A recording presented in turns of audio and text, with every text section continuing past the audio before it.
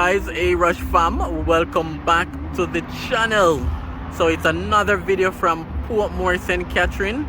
We're taking a look at the G-Tech Park that's been developed right over here, and also a new plaza that they're building as well.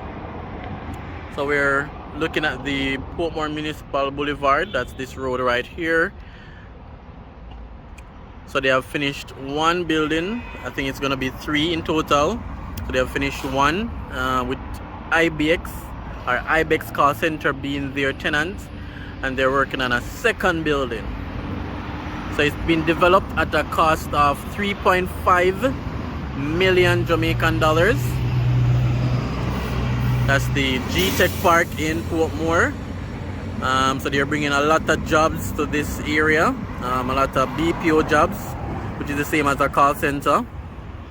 And then after the 1, 2, 3 towers, you have this new plaza. It's 4 floors.